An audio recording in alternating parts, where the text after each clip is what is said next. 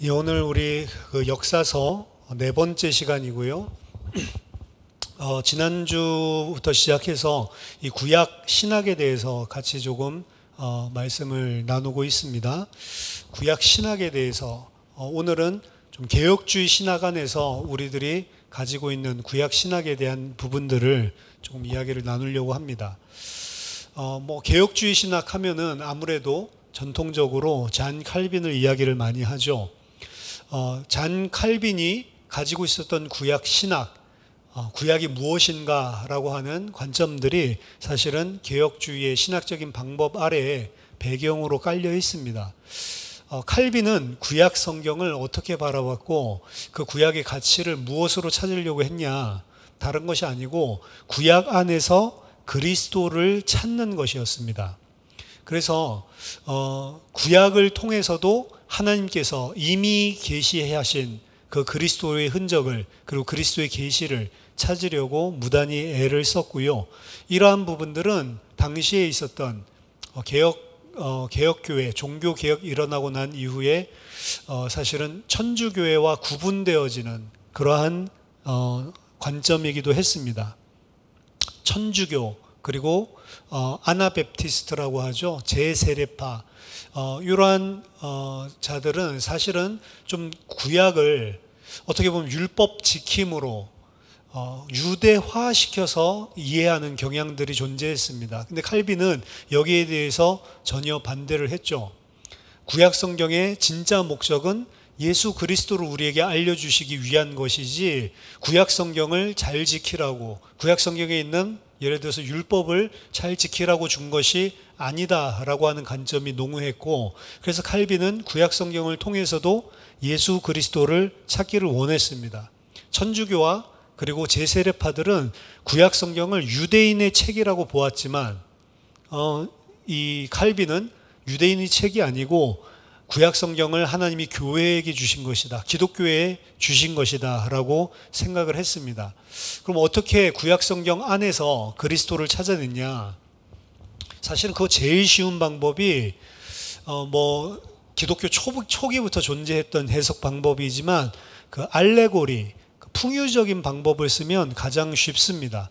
풍유적인 방법이라고 하는 것은 본문에서 이야기하는 것들이 사실은 아닌데 본문에서 이야기하는 것들을 어떤 상징적인 의미를 담아서 혹은 그 본문 자체에서는 이야기하고 있지 않지만 깊은 영적인 내용이 있다라고 해서 사실은 그걸 가지고 코에 걸면 코걸이, 귀에 걸면 귀걸이 식으로 어떻게 보면 끼워 맞추는 그렇게 풀어내는 그것을 우리가 해석 그러면은 성경을 우리가 주석한다, 성경을 주해한다 그러면 exegesis라는 표현을 쓰거든요. ex라고 하는 것은 from이라는 소리예요. 그러니까 성경으로부터 우리에게 이야기하는 것을 찾아내는 것을 주해, exegesis, 주석이라고 이야기를 하는데 x, 뭐뭐로부터가 아니고 안으로, eisegesis라는 표현을 씁니다. 그거는 성경이 이야기하는 것들을 통해서 우리의 성경 안에서 이야기하는 걸 끌어내는 게 아니고 우리가 가지고 있는 것을 성경 안으로 집어넣는 것을 아이스제시스라고 하거든요. 그러니까 풍유라고 하는 것은 사실은 귀에 걸면 귀걸이, 코에 걸면 코걸이 들으면 내용은 좋지만 성경에서 이야기하고 있지 않는 것인데 거기에다가 내가 말하고 싶은 것들을 집어넣어서 해석하는 거예요. 그러니까 이게 사실 풍유적인 것들을 통해 좋은 말씀을 그리고 신앙이나 복음에 위배되지 않는 진리를 말할 수는 있지만 어떻게 보면 성경이 이야기하는 게 아니고 내 생각을 성경을 가지고 이야기하는 쪽으로 흘러가기가 쉬운 거죠. 그래서 기독교 역사상 보면 그 안디옥 중심의 그런 해석이 존재를 하는데 안디옥 중심의 해석은 이런 풍유적인 것들 그런 것들 상당히 배격했습니다. 왜냐? 그럼 본문이 이야기하고 있지 않는 것들을 잘못 이야기할 수가 있기 때문에. 그래서 안디옥파들은 안디옥 교회가 우리 사도행전에서도 중요하지만 안디옥 중심으로 일어난 해석은 문법적으로 그리고 신학적으로 그 성경 자체가 이야기하는 것들을 어떻게 보면 그대로 이해하기 위해서 애썼던 해석 방법이었고요. 칼빈은 이 풍유적인 방법과 문법적인 그리고 역사적인 grammatical, historical exegesis라고 하는데 문법적이면서도 역사적인 해석 방법, 안디옥 교회 중심으로, 안디옥 지역 중심으로 있었던 해석 방법이죠. 알레고리를 대적해서 사실은 이 안디옥에서 있었던 전통들을 어떻게 보면 그대로 어떻게 보면 강력하게 주장했던 사람이었습니다. 그래서 알레고리에 반해서 칼빈은 성경을 해석할 때 문법적으로 본문이 무엇을 이야기하고 있는지를 잘 살펴서 본문에서 이야기하고 있지 않는 것은 이야기하지 않는 게 맞는 것이다. 본문에다가 그리스도를 끼워 넣어도 안 된다. 물론 칼빈도 본문을 통해서 그리스도를 찾아내려고 했지만 그리스도를 본문에서 찾아내는 것이랑 내가 그리스도를 끼워 넣는 것은 분명히 다른 것이죠.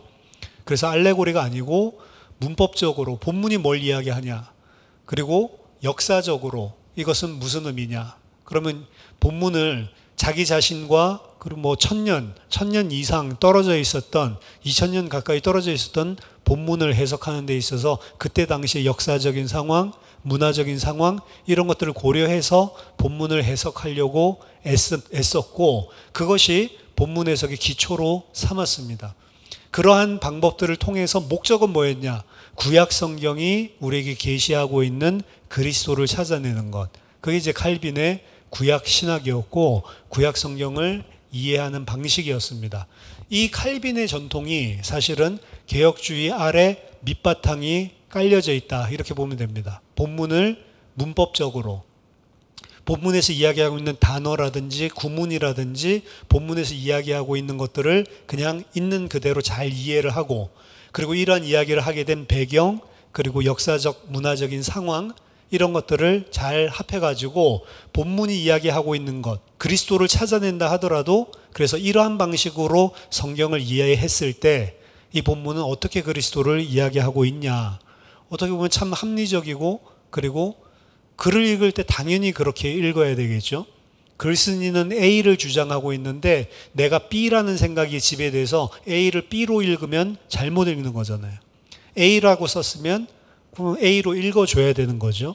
근데 그 A가 그리스도를 어떻게 나타내고 있는지 이제 이 부분을 고민하는 방식이죠.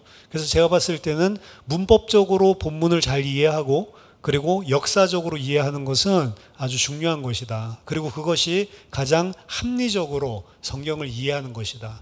칼빈만 그랬을 뿐만 아니고 사실은 이 개혁주의 전통 안에서 성경 읽는 방식입니다.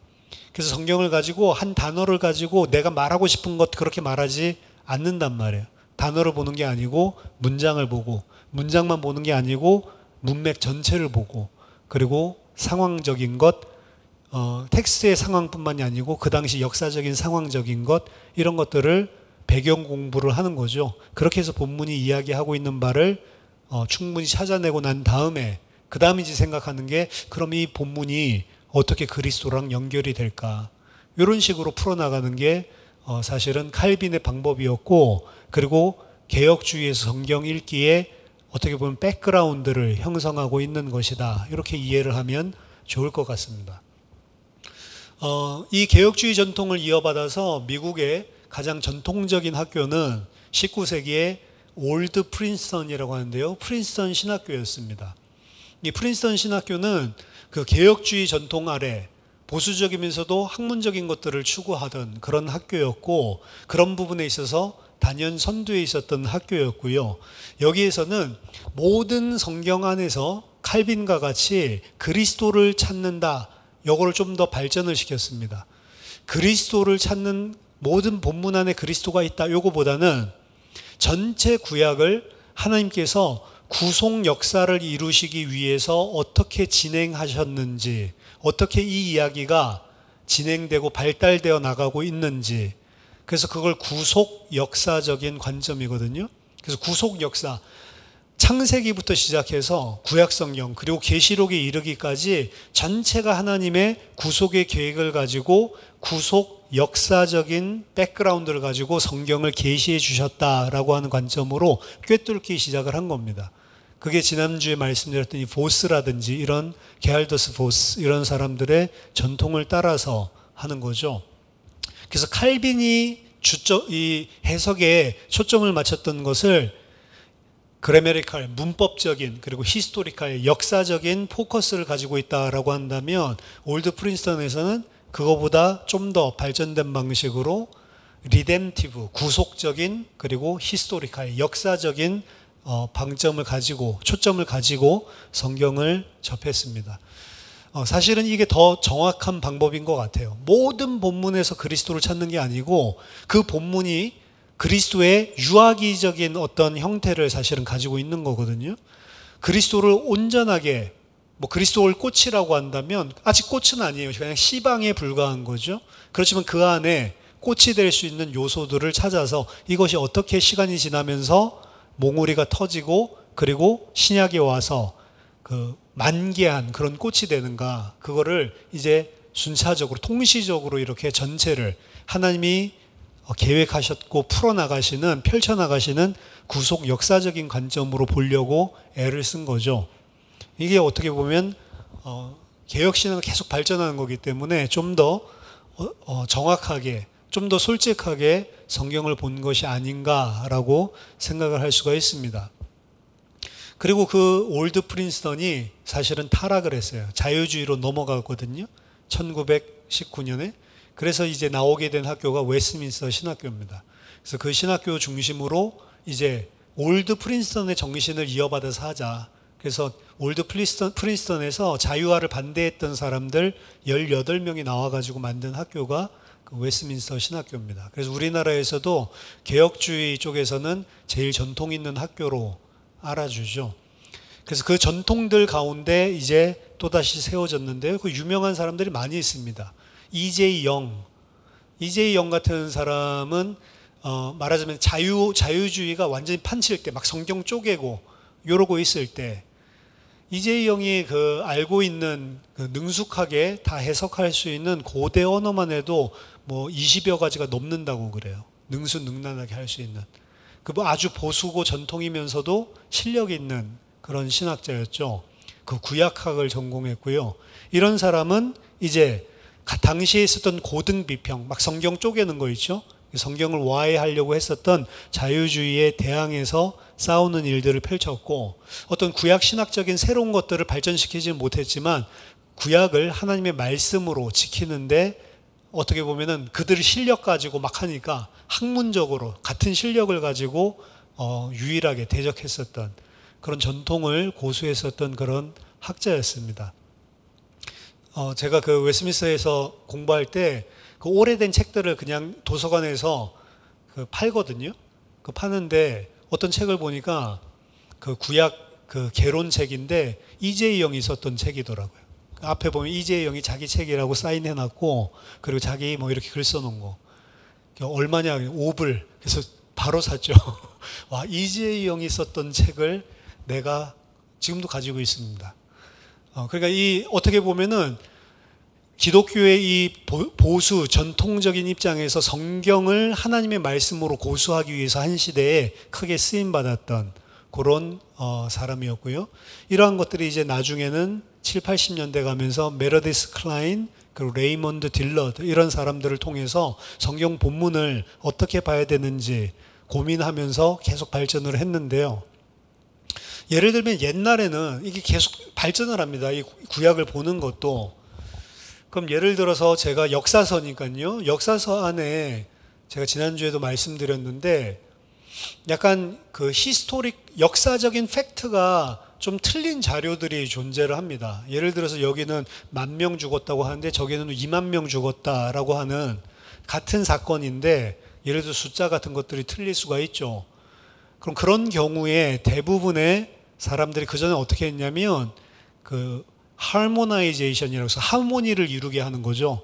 그래서 이 이야기도 저 이야기도 다 품을 수 있도록, 둘 다 조화될 수 있도록 그런 방식으로 보수주의에서는 많이 하면서 이것도 팩트고 저것도 팩트인데 10,000명이 죽었고 10,000명이 부상을 당했었는데 나중에 시간이 지나서 20,000명이 죽었다. 그래서 앞에는 부상당해서 나중에 죽은 사람 숫자 빼고 앞에서 진짜 죽었던 사람만 10,000명 썼고 뒤에 쓴 거는 그 이후에 부상당했다가 죽었던 사람들까지 다 해서 20,000명이 죽었다고 하는 거다. 이런 걸 갖다가 그 할모나이제이션이라고 해요. 조화를 이루게 만드는 거. 그런 방식으로 해가지고, 왜냐, 자유주의에서 계속 가니까 이게 무슨 역사적인 팩트냐. 여기선 10,000명 죽었다고 저기는 20,000명 죽었다고 하는데 그 둘 중에 뭐가 맞냐라고 이야기를 했을 때 보통 거기에 대응하는 방법이 이 할모나이제이션이었어요. 근데 이제 딜라드 같은 경우에는 그걸 그런 식으로 너무 성급하게 심플하게 해석해서는 안 된다. 그 숫자에는 하나님이 우리에게 계시하고자 하는 그런 하나님의 의도가 담겨져 있는 것이고 단순하게 그렇게 끼워 맞추는 것 자체는 잘못된 것이다. 그럼 우리가 이걸 어떻게 해석해야 되냐? 구약 자체만으로 봤을 때는 거기에는 항상 그러한 갈등들이 남아있는 채로 사실은 우리가 읽어야 된다. 솔직하게. 10,000명 쓰고 20,000명 썼다고 하면 이거 이상하다. 솔직하게 읽어야 돼요. 그 의문이 구약 자체로 해결이 안 되는 것이다. 근데 그 10,000명, 예를 들어서 20,000명이라고 하는 숫자가 그리스도로 완성된 신약의 눈으로 다시 보면 그게 하나님의 중요한 구속 역사에 대한 계시를 담고 있는 것이다. 예를 들어서 이런 식으로 해석을 한단 말이에요. 나중에 좀 말씀드리겠지만 그런 예들을, 그래서 이런 단순한 할모나이제이션, 조화를 이루게 해석하는 것을 넘어서서 이 숫자 다른 것까지도 구속 역사를 이루시고 그리스도를 통해서 앞으로 성취될 그 하나님의 계시 속에 사실은 답이 다 들어있다는 거죠. 그래서 그렇게 풀어낸 것들을 보면 기가 막힙니다. 사실은. 야, 이렇게 해석을 할 수가 있구나. 그래서 구약을 어떻게 보냐? 그냥 단순한 역사적인 팩트를 쓴 책이 아니고 하나님의 계시고 하나님이 의도하시는 바가 있다라는 걸 기본 전제로 살펴보는 겁니다. 그리고 그 하나님의 계시는 궁극적으로 어디에 가야 의문이 풀리냐?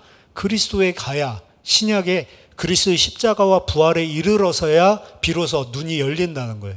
그 눈을 열고 예를 들어서 그런 모순을 일으키고 있는 어떤 다른 이야기를 하고 있는 두 본문을 살펴보면 그 안에 이것도 그리스도에 대한 성취고 그리고 이것도 그리스도한 성취를, 그걸 지금 이야기하고 있는 거구나. 이제 이런 식으로 해석을 해내는 거죠.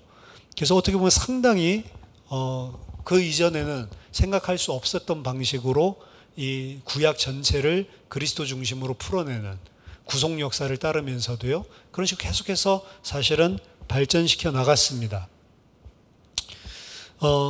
그래서 좀 전에 이제 이야기를 했지만 결국에는 구약 신학 그리고 구약을 보는 데 있어서 이 자유주의자들 많이 싸우는 것들, 우리들의 내용이 뭐냐면 구약은 과연 이스라엘 민족의 종교의 역사인가 아니면 하나님의 계시인가, 이렇게 싸우는 겁니다. 그럼 그 사람들은 뭐라고 해요? 옛날에 살았던 고대 이스라엘 민족들의 종교 역사지 그게 무슨 하나님의 계시냐, 하나님의 계시를 무시하는 거죠. 그럼 예를 들어서 이전에는 계시다, 이거 하나님 말씀이다, 이런 식으로 싸웠다라고 한다면 사실은 진짜 진보된 방법은 이것은 고대 이스라엘 종교의 역사이기도 하면서 동시에 하나님의 계시다. 둘 다가 서로 부딪히는 것이 아니고 역사이면서 동시에 하나님의 계시다라고 하는 거죠. 그럼 하나님께서는 계시하시기 위해서 이스라엘의 역사를 통해서 하나님은 우리에게 계시를 해주신다는 거예요.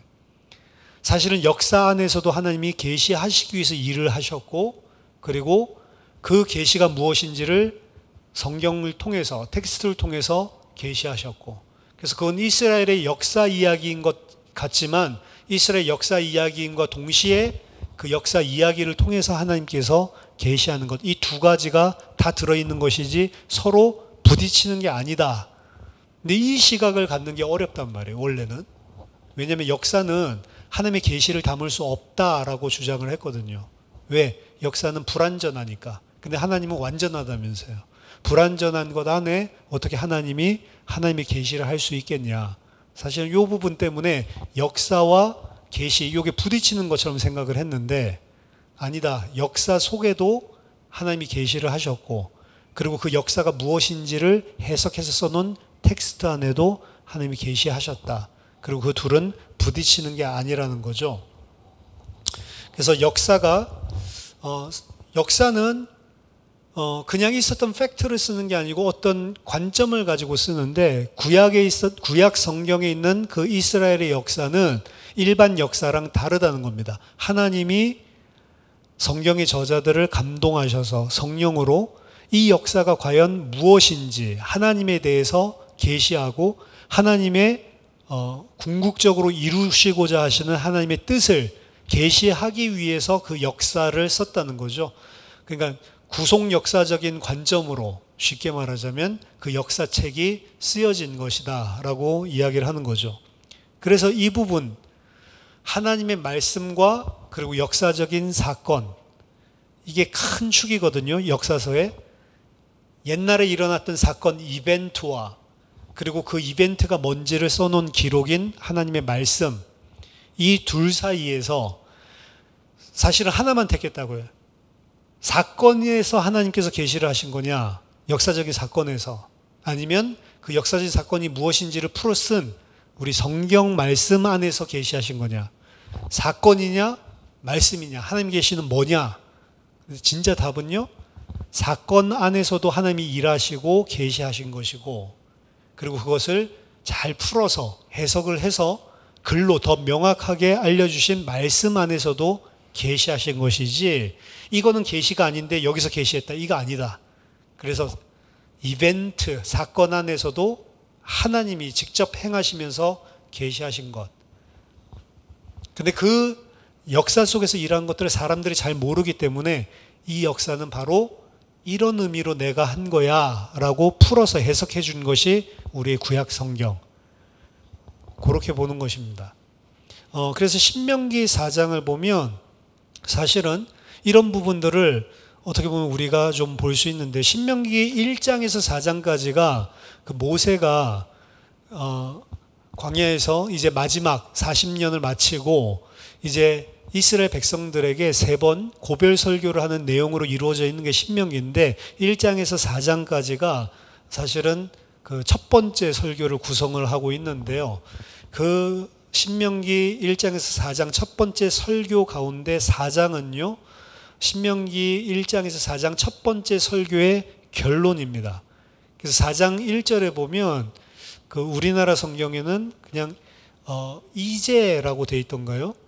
이스라엘아, 이제 내가 너희에게 가르치는 규례와 법도를 듣고 준행하라 라고 이야기를 하는데, 이제 부아타라고 하는 건데요, 이거는 모든 이야기들을 쫙 하고 난 다음에 그러므로 결론적으로 이렇게 이야기하는 거예요. 그래서 4장 전체는 첫 번째 설교의 결론 파트입니다. 내가 지금까지 1장부터 이야기했었던 설교의 결론을 모세가 말하겠다는 것입니다. 그렇기 때문에 이것은 상당히 중요한 부분이에요. 1장에서 3장까지 모세가 왜 이런 이야기를 했지? 4장을 봐야 정확한 의도를 알 수 있는 결론 파트가 되는 것입니다. 그 결론 속에서 이야기한 것, 왜 이스라엘의 역사를 사실은 창조 때부터 리뷰를 했냐, 그 목적을 이야기하는 거예요. 한마디로 이야기하면 모세의 표현으로 네 눈이 목도한 사실을 내가 잊어버릴까 한다 라고 이야기를 합니다. 잊어버릴까 염려한다는 거죠. 두렵건대 생존하는 날 동안에 그 일들이 네 마음속에서 떠날까 내가 염려된다. 너는 그 일들을 네 자신뿐만이 아니고 네 아들들과 네 손자들에게 알게 해라 라고 이야기를 합니다. 그럼 뭘 알게 하고 뭘 잊지 말고 뭘 기억하란 말이냐? 신명기 4장 32절에서 35절을 보면 모세가 창조 때 있었던 창세기부터 시작해서요, 지금까지 있었던 모든 역사들, 그 역사들을 모세가 다 썼잖아요. 그 모세가 썼었던, 전술했었던 이 모든 역사들을 해석해 주고 있습니다.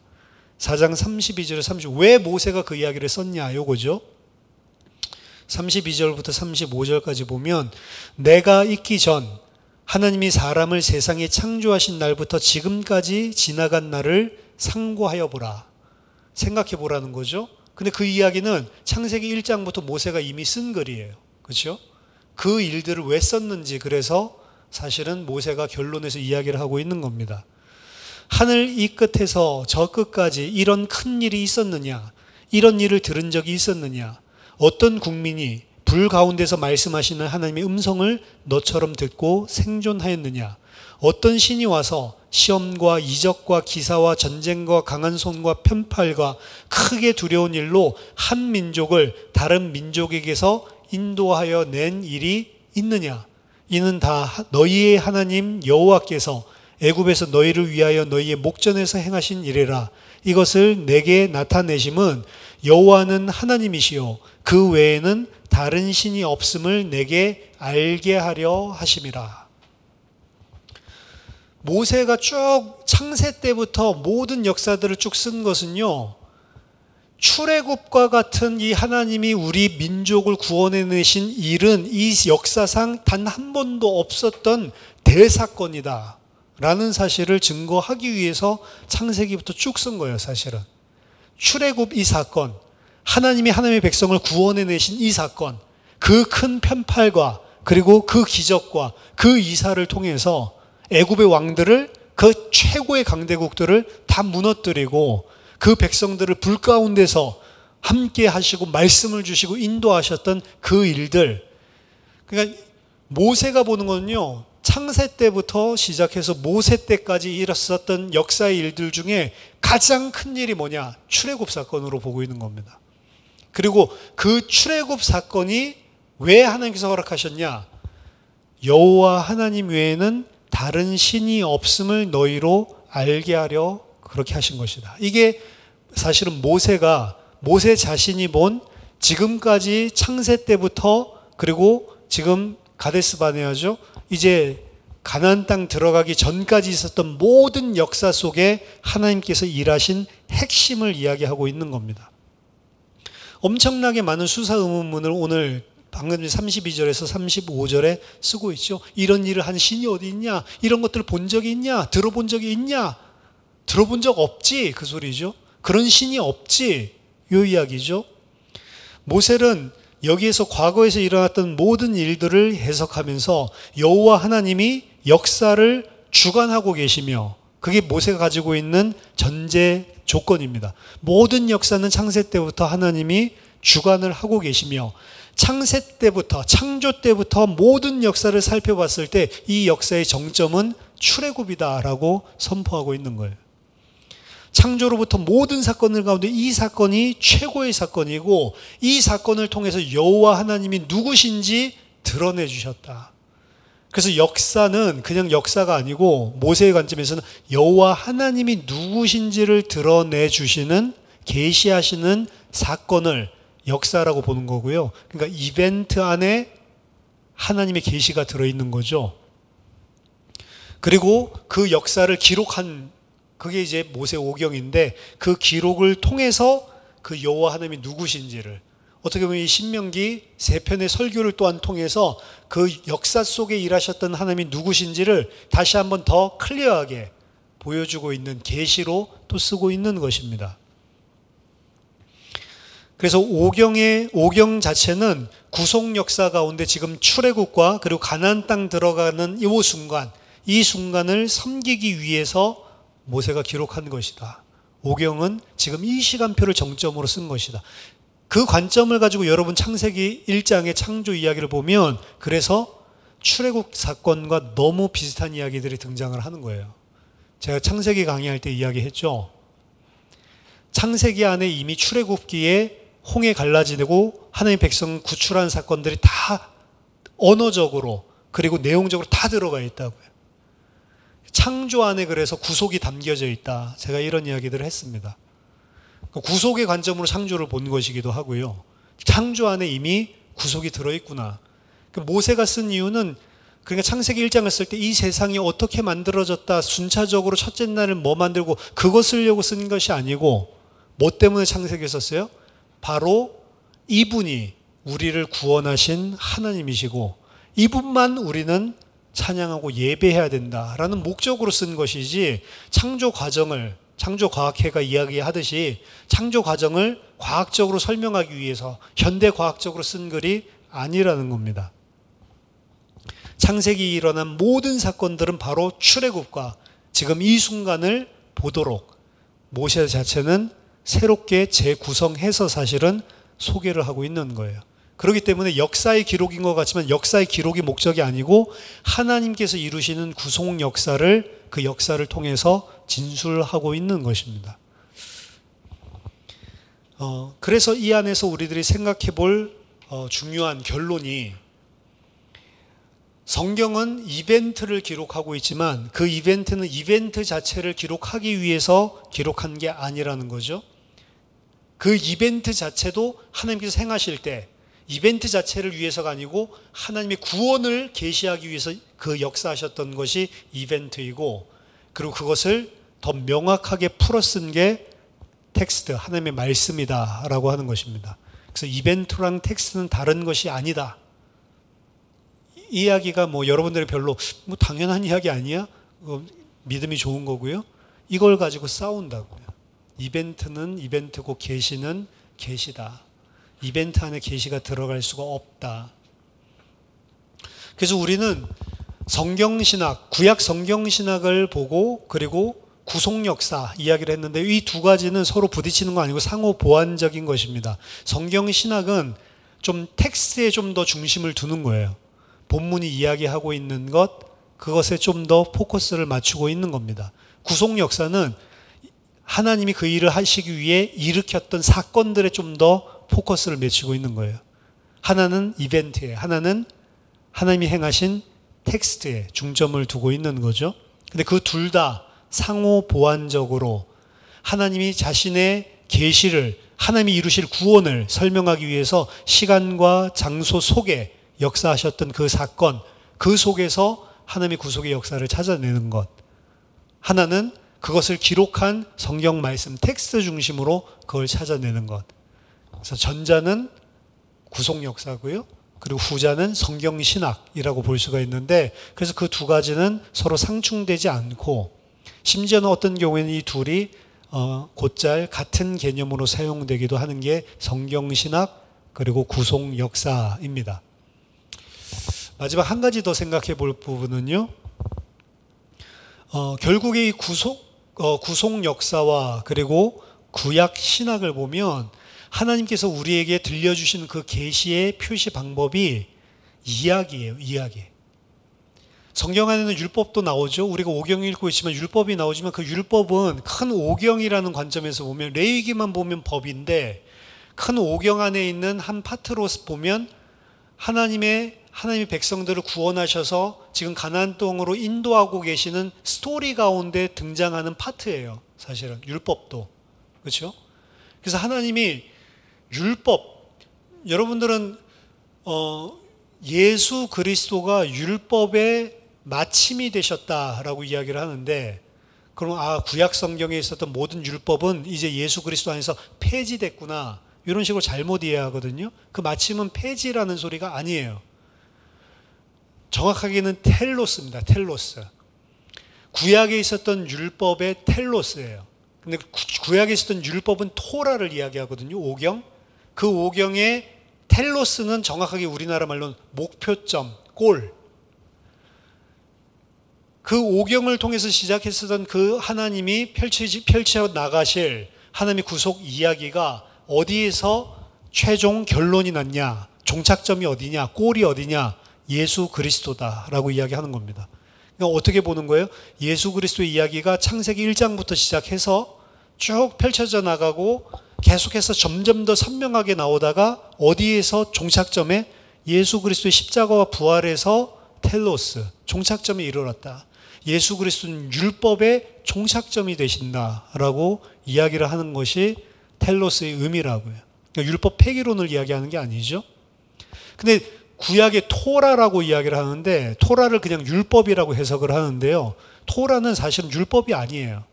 토라는 더 큰 눈으로 보면 율법, 그냥 우리가 생각하는 법조문이 아니고요. 이야기입니다. 이야기. 그 토라라고 하는 스토리 안에 법조문들이 등장을 하는 거죠. 파트로. 사실은. 그래서 율법을 이루려고 한다, 토라를 이루려고 한다라고 하는 의미는 그래서 율법을 잘 지키는 게 이루는 게 아니란 말이에요. 이야기라니까요. 이야기가 쭉 펼쳐져 나가고. 그러니까 선지자의 예언이 성취된다 이러면 이해가 되지만 율법이 성취된다. 그게 뭔 소리예요, 사실. 신약 성경에 율법이 성취됐다면서요. 그리스도 안에서. 율법이 성취됐다는 건 뭐 잘 행했다는 건가? 그럼 그냥 율법을 잘 지킨 거지. 그게 뭐가 성취가 된 거냐고요. 근데 율법이 성취됐다는 의미도 사실은 이 이야기입니다. 토라가 성취됐다는 건데 그 토라는 사실은 이야기라고 이야기가 펼쳐나가는. 그래서 하나님이 구속 역사를 사실 우리에게 계시하시는데 이야기를 통해서 우리에게 계시해 줬다는 거예요. 그 하나님의 말씀이 이야기다라고 하는 것은 그게 지어낸 픽션이라는 이야기가 아니고 소설책이라는 이야기가 아니고 성경 안에 하나님이 처음부터 계획하셨던 플롯이 있다는 거예요. 플롯. 전체 발단, 전개, 위기, 절정, 결망 이러듯이 전체 쭉 이야기가 풀려져 나가는 플롯이 존재를 한다는 겁니다. 그래서 구속 역사를 어떻게 보면 다른 식으로 이야기를 하는 것이고 그것을 잘 살펴보는 게 구약신학이라고 할 수가 있습니다. 포스트 모던 시대에 와서 이제 사람들은 주장합니다. 모든 이야기들을 감싸는 큰 이야기는 존재하지 않는다. 우리는 각각 자기만의 독특한 이야기를 가지고 있을 뿐이다 라고 이야기를 하고요. 그 이야기의 관점은 구약의 창세부터 시작해서 계시록까지 이르는 이런 큰 이야기는 존재하지 않는다. 그냥 구약의 예를 들어서 아브라함이면 아브라함 이야기, 야곱 이야기면 야곱 이야기지 그게 무슨 전체 큰 플롯을 가지고 흘러가는 게 아니다. 이게 포스트 모던이에요. 그래서 각각의 독립성을 인정하고 큰 하나의 흐름 이런 거 없다는 겁니다. 그러니까 나는 A고 너는 B지. 나랑 너랑 연결짓고 그러려고 하지 마. 어떤 이야기를 할 때도 야 예수님이 그리스도야. 예수 믿어야 구원받아. 아 그래? 그건 너 이야기야? 내 이야기 해줄게. 예수 안 믿어도 괜찮아. 이제 이런 식으로 상대방 거를 막 무시도 안 하지만 그렇다고 받아들이지도 않는 각각의 독립적인 이야기가 있을 수 있으니까 그냥 그럴 수도 있겠지. 그래 너는 그렇게 믿어. 근데 나는 그렇게 안 믿어지는데 강요하려고 하지만 이게 포스트 모던이거든요. 그래서 포스트 모던에서는 구속 역사 전체 창세기부터 계시록까지 쭉 일관된 하나님께서 풀어나가는 이야기 그걸 메타 내러티브 전체를 포함하는 큰 이야기라고 해서 메타 내러티브라고 이야기하는데 이런 메타 내러티브는 없다라고 이야기를 하는 것입니다. 근데 우리는 줄기차게 주장하는 게 이 역사의 시작과 진행과 결말은 하나님께서 이 인류를 구속 역사를 이루기 위해 끌고 나가시는 큰 이야기다라고 보는 거예요. 그 이야기 속을 우리는 살아가고 있는 거다. 그럼 지금 우리가 살고 있는 그 시대는 그 하나님의 큰 이야기 중에 어디에 속해 있냐? 역사를 이렇게 바라보는 겁니다. 우리는 지금. 그게 구속 역사라고 하는 거예요. 우리는 이제 절정이 이르는 거죠. 예수 그리스도의 십자가 부활을 통해서 그 절정 이후에 삶을 살고 있는 겁니다. 클라이맥스가 이미 왔다라고 보는 거고요. 이제 최종 클라이맥스에서 소설이 끝나는 게 아니죠. 최종 이제 결말을 향해서 가고 있는 카타르시스. 우린 카타르시스, 정화를 느끼면서 이런 거였구나. 이게 카타르시스였거든요. 소설을 읽다가 딱 절정에 이르면 이런 거였구나. 이제 그 여운을 가지고 이제 하나하나 풀어섰을 때 이미 카타르시스에서 다 알아버렸지만 그걸 소설가가 글로 하나하나 풀어서 써줄 때 그렇지. 우리는 어떤 시대를 살아가고 있냐? 하나님의 큰 구속 역사의 메타 내러티브 가운데 절정을 끝나고 이제 정화. 그런 거였구나. 그러니까 이 신약 시대에 교회 시대에 살고 있는 게 얼마나 큰 유익인지 몰라요, 사실은. 구약 시대는 꿈도 못 꿨던 것들을 우리는 사실은 성경을 통해서 보고 감격하고 감사할 수 있는 그런 시대를 살아가고 있는 겁니다. 그리고 구약 신학, 구약 구속 역사 이런 것들은요. 그게 무엇인지를 성경을 통해서 아까 전에 문법적으로 역사적으로 잘 해석하지만 이 큰 메타 내러티브 안에 어떤 역할들을 감당하고 있는지 그것들을 살펴보는 겁니다. 그게 말하자면 역사서를 보는 관점이에요. 역사서를 볼 때 그냥 과거에 있었던 어떤 일, 다윗의 이야기구나 이렇게 보지 않고 이 큰 메타 내러티브 안에서 다윗은 어떤 역할을 지금 하고 있는 거지? 그렇게 보는 겁니다. 다윗을 쳐다보면서 우리도 다윗처럼 믿음의 용사가 되자 이렇게 안 본다고요. 그렇게 보는 거는 개혁주의 신학이 아니고 복음주의적인 윤리 도덕적인 적용 방법이라고 이야기를 합니다. 대부분의 지금 큐티 자료들은 다 그렇게 봐요. 큐티 자료들은 성경 본문을 보고 어떤 적용할 것들 찾아내가지고 그래서 그거를 내 삶 속에서 오늘은 이렇게 거짓말 안 하고 살아야지 뭐 이런 식으로 내 스케줄 잘 맞춰서 운동 열심히 해야지 오늘은 뭐 이런 식으로 산다고. 그게 성경 말씀이 가르쳐 주는 거라면 사실은 형편없는 거죠. 그 말은 어떤 책에서든지 다 할 수 있는 거거든요. 근데 어떻게 보냐? 역사서를 볼 때도 이제 전체 메타 내러티브 안에서 지금 어떤 시점을 지나고 있고 이것이 어떤 흐름으로 전체 절정에 연결되고 있는 건지 그 부분을 살펴보는 시각으로 역사서도 봐야 된다는 거죠. 그래서 역사서를 보는 것들이 상당히 재밌습니다. 좀 전에 제가 신명기 이야기를 했지만 신명기는 앞에 창세기부터 이야기했던 것들의 결론 파트고 앞에 이야기들을 어떻게 읽어야 되는지 모세가 설명해 주고 있는 것이고 그리고 이제 그 설명을 받아서 이제 역사서에서는 그 모세가 이야기해 주셨던 그 오경을 중심으로 역사를 재해석해 나가는 겁니다. 그래서 신명기가 가장 중앙에 위치를 하고 있는 거예요. 신명기 앞에 있는 책들을 해석할 수 있는 키, 그리고 신명기 이후에 나오고 있는 역사서들이 실제 그들의 역사를 기록할 때 이 신명기적인 관점을 가지고 역사를 써내려갔다고요. 그래서 신명기를 관점으로 사실은 역사서를 이해해야 됩니다. 그게 역사서를 쓴 사람들이 쓴 역사관이에요. 그래서 세상 역사랑 많이 다릅니다. 물론 고대 자료들이 많지 않기 때문에 우리 성경에 있는 역사가 다른 자료, 다른 언어나 다른 국가에서 말하는 자료랑 같이 겹치는 케이스가 많지 않아요. 그럼에도 불구하고 분명히 있었던 팩트였고 역사였기 때문에 겹치는 기사들이 존재합니다.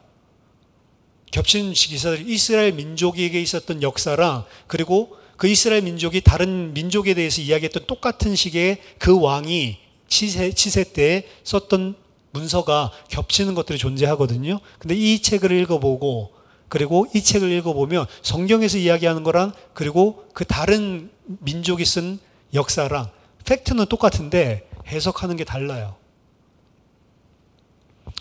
그럼 그거 어떻게 봐야 되냐는 거죠. 지금 이 역사서를 써나가고 있는 역사서 저자는 그냥 있었던 일을 쓰려고 하는 게 아니라니까요. 그 일들을 통해서 하나님께서 신명기에서 이야기하셨던 그 일들이 어떻게 진행되고 있는지를, 그래서 신명기적인 역사입니다. 신명기적인 Deuteronomistic History. 이 이야기는 구약 속에서 흐름을 가지고 발전을 하고 있고요. 아직 최종적인 절정에는 이르지 않고 있고요. 역사서를 지나고 있을 때는 어떤 일정 부분을 지나고 있지만 결말이 나지 않는 것입니다. 이게 역사서를 지나고 또 선지서를 지나고, 우리는 역사서지만 유대인들에게는 앞에 이렇게 전선지서, 후선지서 이렇게 이야기 안 됐죠. 역사서도 선지서로 본다고요. 성취돼야 될 예언으로 본다고요. 절정을 향해서 가고 있는. 그래서 이 구약 성경은 전선지서, 후선지서, 그리고 그 외의 성문서들로 구성이 되어 있는데 이들은 각각 이야기를 발전시켜 나가고 있습니다. 여호와는 이야기의 역사하고 그리고 저자들을 영감해서 그 이야기가 무엇인지를 우리에게 해석하게 해서 계시하고 있는 게 이 구약 성경이다, 이렇게 보면 됩니다. 후대들은 모세가 이야기했었던 것들을 그대로 받아 적는 게 아니고 그 모세가 이야기했었던 것들을 자기 시대에 어떻게 발전되고 있는지를 적어 나가는 거예요. 그래서 발전이 있고요, 흐름이 존재를 하게 되는 겁니다. 발전된 것들을 보는 여러 가지 방법들 가운데 역사서에서 가장 주된 방법 중에 하나가 이스라엘의 지도자, 리더십에 관한 문제로 보는 것이었습니다. 예를 들어서 모세로부터 여호수아에게로 지도권이 이양됐죠. 이제 오경에서는 모세가 지도자였는데 이제 역사서 여호수아부터는 이제 여호수아가 그 지도권을 이어받아서 지도자로 세워지게 되죠. 그리고 여호수아와 여호수아와 함께 있었던 모든 장로들이 다 죽고 난 다음에는 그 리더십이 사사기에 가서 사사들에게 이양되는 것들을 볼 수가 있습니다. 그리고 그 사사기에 있었던 그 사사들의 리더십에는 사실은 이스라엘 백성을 온전하게 인도할 수 없는 그런 절체절명의 위기가 임하게 됩니다. 그래서 사사기의 기자는 뭐라고 이야기를 하냐면 그때의 왕이 없으므로 모든 사람들이 자기의 소견에 옳은 대로 행하는 것이 지금 문제다라고 문제점을 부각시켜주고 있습니다. 뭐라고 본 거예요? 사사는 지금 왕이 없는 게 문제구나. 사사기에서는 그 이야기를 하는 거예요. 왕이 지금 우리가 필요하다. 그래서 왕을 세우죠. 그래서 사무엘은 그 리더십이 왕에게로 전가되는 과정들을 보여주는데 왕이 세워졌는데도 안 되는 거예요. 그게 사울왕입니다. 사울왕으로는 안 된다는 거예요. 왕이 세워지고 안 세워지고가 문제가 아니구나. 어떤 왕이 필요해요?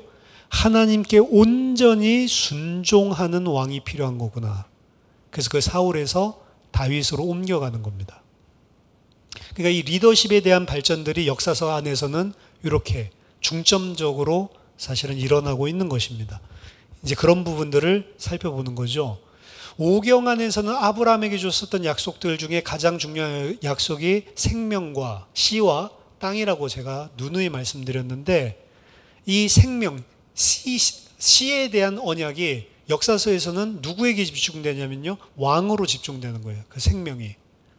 그래서 이스라엘 백성 전체가 아니고 그 아브라함의 씨의 포커스가 왕으로 옮겨갑니다. 왕으로 옮겨가는데 그 왕이 어떻게 하느냐에 따라서 그래서 백성들이 복을 받기도 하고 저주를 받기도 하는 것들로 그려가고 있어요. 그래서 오경에서 다루고 있었던 아브라함의 씨의 이 문제가 역사서에 이르러서는 왕에게로 집중되어서 이야기하고 있는 것들을 또 발견하게 됩니다. 그러니까 이 왕이 중요해요. 왕이. 아무래도 이 역사서에서는. 그래서 여러 왕들의 이야기로 구성되어져 있는 것입니다. 하나님께서는 당연히 이스라엘의 왕이신데 하나님께서 역사 속에서 하나님을 대신할 인간 왕을 세우시고 그 왕을 통해서 하나님의 백성들을 다스리십니다. 근데 그 실패하죠. 궁극적으로 하나님께서 하나님을 대신해서 세울 인간 왕, 그거는 누구로 결국에는 클라이맥스가 흘러가냐? 예수 그리스도로 흘러가는 거예요. 인간이면서 하나님을 대신해서 그의 백성들을 통치할 왕, 온전하게 순종하는 왕, 이렇게 흘러나가는 거죠. 또 한 가지, 이 왕은 자신이 살아야 될 처소가 필요한데 진정한 왕은 하나님이죠. 하나님은 하나님의 백성들과 함께 거주하기를 원하십니다. 그거를 성막, 성소, 시온산 이렇게 이야기를 하는데 그 하나님이 하나님의 백성들과 함께하고 싶은데 문제는 그 백성들이 순결치 못한 죄인이라는 사실입니다. 함께는 하고 싶은데 함께 할 수가 없어요. 함께하면 그들이 다 죽어버려. 그러니까 이런 문제들이 발생하는 거죠. 그래서 구약 5경 안에서도 시내산에 임하실 때 백성들이 올라올 수 있는 곳까지 경계를 치고 그 경계를 넘지 못하도록 하시고요. 그리고 성막도 레위인으로 말미암아서 우리가 지난주에 살펴봤죠. 버퍼를 치고 그걸 침입하지 못하도록 경계로 삼으시고 만약 그거를 어기고 들어온다 그럼 생명을 빼앗기게 되는 것이죠. 어떻게 보면 한편으로는 하나님께서 그의 백성들이 그에게 나오기를 원하지만 다른 한편으로는 그들이 절대로 자기 앞에 나올 수 없는 자들이라는 것을 아는 사실 그 부분에 이제 갈등이 존재하는데요. 그 갈등 또한 구약 안에서는 다 해결이 안 됩니다. 어디 가야 해결되냐? 클라이맥스에 가야지 해결이 되는 거예요. 그리스도에 가서 모든 것들이 다 결론 나는 거죠. 그래서 구약 성경을 구약 성경 나름의 언어로 읽어보고 지금 이렇게 발전되고 나가고 있구나. 역사서를 그렇게 보지만 궁극적으로는 그리스도 완성된 스토리를 통해서 다시 그 이야기를 재확인해 보는 겁니다. 근데 그 재확인했을 때 아까 전에 말씀드렸던 그 할모나이제이션, 뭔가 맞지 않는 모순을 일으키고 있었던 본문들이 기가 막히게 그리스도를 증거하고 있는 거예요. 그렇게 이제 성경을 구속 역사적으로 그리고 구약 신학적으로 해석하는 전통들이 이 개혁주의 안에서 이루어지고 있습니다. 그래서 구약신학은 우리에게 좋은 거예요. 유대인에게 없는 게 구약신학입니다. 유대인들은 구약신학이란 자체가 없어요. 그들은 어떻게 보냐면 아까 전에 이야기했던 많은 이야기들을 모아놓은 책으로 봐요. 일관되는 무슨 하나님이 이끄신 역사 이런 것들을 구약 성경을 통해서 보지 않습니다. 근데 우리는 달라요. 그게 예수 그리스도께서 성경을 봐야 되는 새로운 우리에게 주신 해석관입니다. 모든 것들은 다 나의 때, 나를 위하여 기록된 것이다. 그 관점을 우리는 보기 때문에 일관되게 통일성을 가지고 하나님께서 어떻게 그리스도에게로 구속을 이루어 가시는지 그렇게 보는 것이죠. 유대인에게는 그 관점이 없습니다. 그래서 존 레빈슨 같은 사람은 과연 유대인에게 성경신학이 가능한 것인가? 불가능하다는 거예요. 누구만 할 수 있는 거예요? 기독교인만 할 수 있는 겁니다. 왜? 우리는 그리스도라고 하는 이야기의 절정을 가지고 있고 그거를 큰 메타 내러티브로 지금 보고 있기 때문에 그렇습니다. 어쨌든 이 역사서를 이해하는 데 있어서 필요한 구약 신학 그리고 구속 역사 요 백그라운드들을 오늘까지 설명해 드린 거예요. 그냥 듣고 오늘 이해되셨으면 됩니다. 우리가 뭐 시험 볼 거 아니니까요. 아, 그렇구나. 구약 성경 자체가 전체 큰 이야기의 흐름을 진행하고 있는 것이고 성경을 읽을 때 눈을 어떻게 가져야 되냐? 지금 그 흐름 가운데 어떤 파트에서 지금 이 이야기가 나오고 있는 건지 항상 그것들을 큰 그림 안에서 봐야 된다. 그 큰 그림 안에서 그럼 이게 마지막 절정 그리스도와 어떻게 연결되는 것인지 그렇죠? 1대1로 그리스도 아니에요. 옛날에는 그렇게 봤다니까요. 칼빈만 하더라도 이거 그리스도지 저거 그리스도지 구약을 볼 때. 근데 지금 어떻게 본다고요? 그렇게 보는 게 아니고 전체의 흐름들 속에서 이게 어떻게 그리스도로 연결되는지 그렇게까지 보는 겁니다. 사실 이렇게 보고 저렇게 보고 이거는 어떻게 보면 약간 풋노트식이거든요. 아, 이것도 그리스도네 저것도 그리스도네 이렇게 보는 게 아니고 전체 이야기의 흐름들 속에서 살펴보게 되는 거죠. 역사서만큼은 적어도 그렇게 봐야 더 명확하게 우리가 그리스도를 읽어낼 수 있다라고 말씀드리는 겁니다. 자, 기도하겠습니다. 살아계신 하나님 아버지 은혜를 감사드립니다. 저희들에게 성경을 통해서 하나님께서 우리에게 말씀하시는 구속의 이야기들을 잘 발견하고 또 그 속에서 우리에게 주시는 하나님의 은혜와 감동과 믿음을 허락하여 주시고 하나님 구약 성경이 옛날에 있었던 책이 아니라 지금 살아서 우리에게 역사하는 생명의 말씀이 될 수 있도록 이 시간을 축복해 주시옵소서. 예수 그리스도 이름으로 기도하옵나이다. 아멘.